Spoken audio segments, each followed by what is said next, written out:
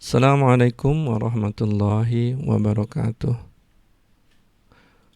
Alhamdulillahirabbil alamin.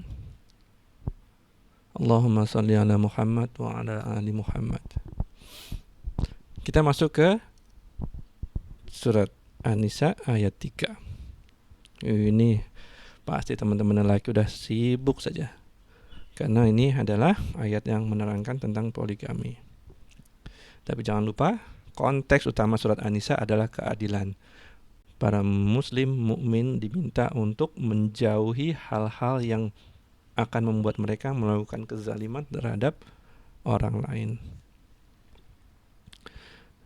Jadi di sini nanti kita akan belajar bahwa ada dua konteks. Yang pertama adalah Allah memberitahukan posisi lemahnya anak yatim wanita, sehingga kita diminta untuk memelihara diri untuk tidak menganiaya mereka.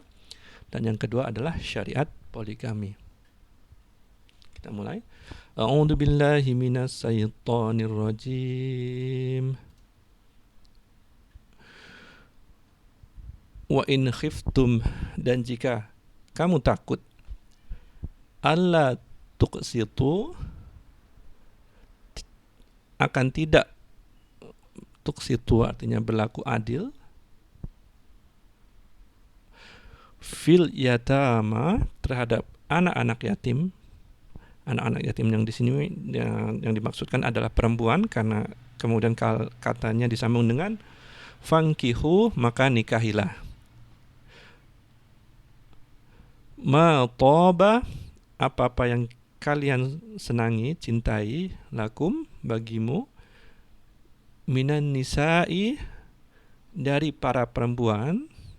Perempuan yang di sini yang dimaksud adalah perempuan yang bebas, bukan budak, bukan yatim. Masna wa thulatha wa ruba'a, 2, 3, dan 4. Nah, di sini Allah menekankan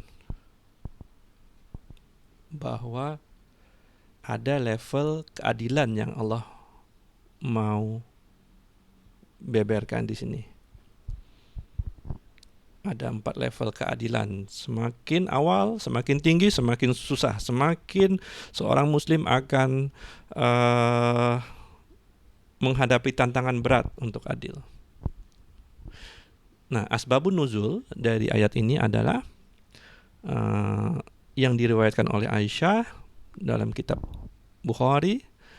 Jadi seseorang lelaki menikahi anak yatim yang punya kebun kurma yang luas tanpa mas kawin, dan kemudian setelah pernikahan itu terjadi, penguasaan kebun kurma jatuh kepada sang lelaki ini.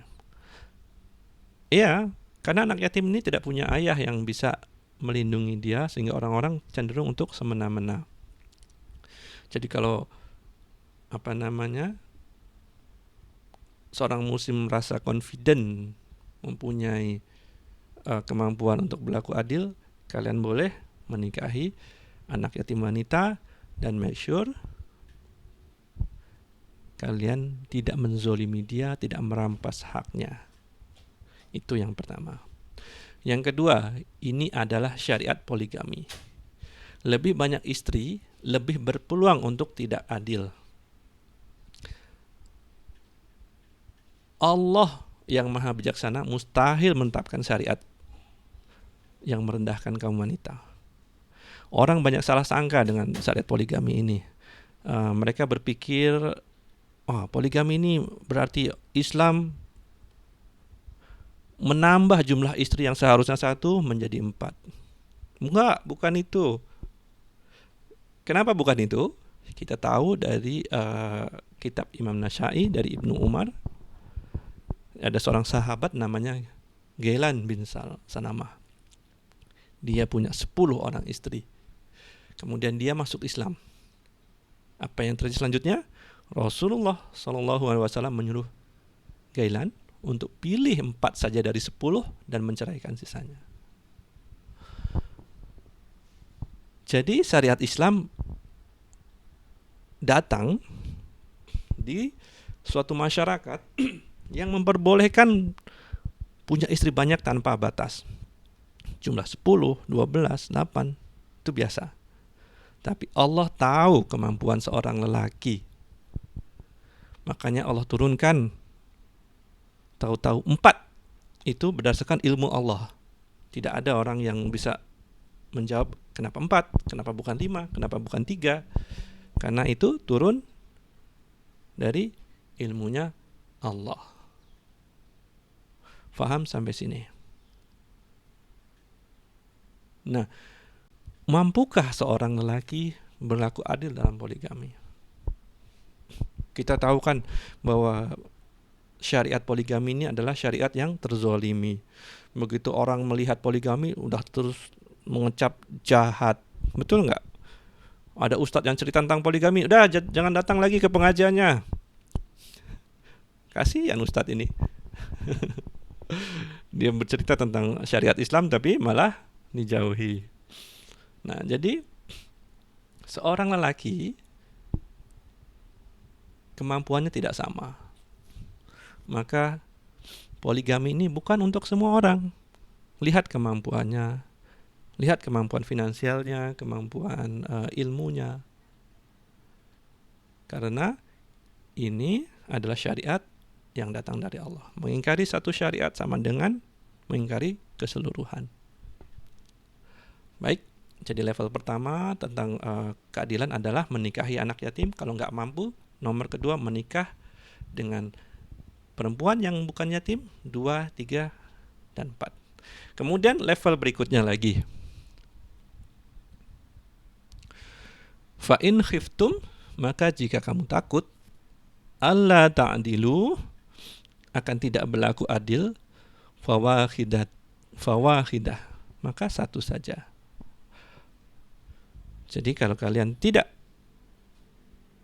mampu untuk memenuhi keadilan menikah poligami 2, 3, atau 4, satu saja. Itu lebih mudah. Kemudian masih ada lagi level bawahnya yang lebih mudah lagi. Hebat kan Quran nih. Auma malakas, atau apa yang kamu miliki, aimanukum, tangan kanan, dari tangan kananmu. Maksudnya di sini adalah budak-budak atau hamba sahaya. Nah, jadi kalau tidak mampu menikahi dengan satu wanita bebas, kamu menikah dengan hamba sahaya. Tuntutannya lebih sedikit. Faham sampai sini? Dengan sedikitnya tuntutan, kalian akan lebih cenderung untuk tidak menzolimi orang lain. Kalian dapat memenuhi hak-hak pasangan kalian. Dzalika adna, itu lebih dekat, alla ta'ulu. Sebentar. Demikian itu lebih dekat untuk buat kalian tidak berbuat aniaya. Jadi di sini Allah memberitahukan kepada muslim, kepada mukmin, kalian harus menghindari semua hal yang berpeluang untuk menzolimi hak orang lain. Kalian tuh harus adil sebagai manusia. Nah, ini adalah level dari kesulitan dalam atau challenge dalam berbuat adil. Allah sudah berikan, 1, menikahi anak perempuan yatim. 2, menikahi berpoligami 2, 3, 4 kepada perempuan yang merdeka. Kemudian level yang ketiga adalah menikahi perempuan merdeka tapi 1 saja, monogami. Dan keempat adalah menikahi hamba sahaya yang kalian miliki. Itu saja, terima kasih. Assalamualaikum warahmatullahi wabarakatuh.